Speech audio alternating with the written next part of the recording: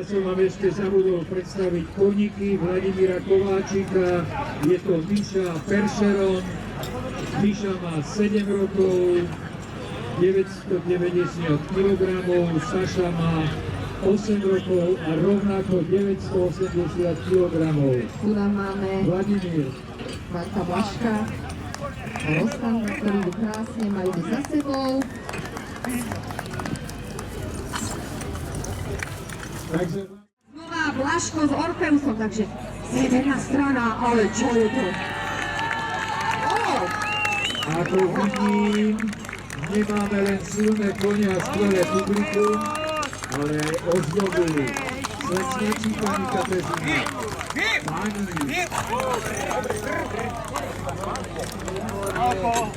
Takže Vážovia, zahoďte vetvičku. Ferko. Áno. Kendový. Ferko. Áno.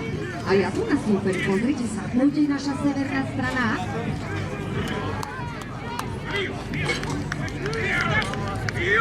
Trať síce nie je označená, ale koník.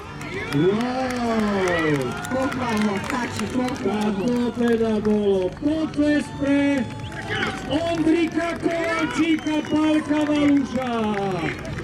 Dobre je to. Ferko, prosím teraz tu. Áno, ja som My sme tu s našimi, vaše očka sem. Rostan vás potrebuje. Iba si pomôžte im, nezvládajú to tam dole.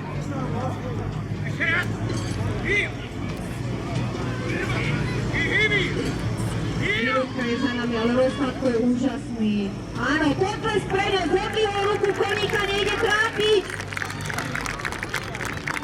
Pripraví sa Žovia, zmeráme trať. Aj takémuto gestu, ako urobil Pálko, treba zatlieskať. Kone majú svoje limity. Áno, nie Žovia. A ideme. Je tam 1500 kg, Rostandko má 722. Ale Rostand už má, priatelia, 12 rokov. On už vie, že kedy naozaj treba, kedy to je súťaž. Koník není neinteligentné, je veľmi inteligentné zviera. A on práve vie za tých 12 rokov, že počúvne, áno, úžasne, ale v hore to je určite perfektné zvieratko, na ktorého sa môžete spoľahnúť.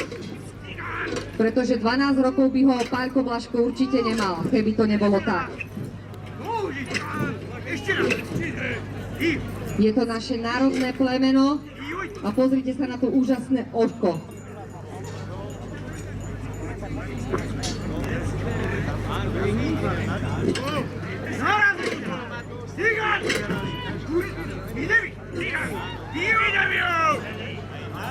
Obrovský potlesk pre Rostanda a Pálka Blašku s Dobruňom Jankom z Ričovského Podhradia.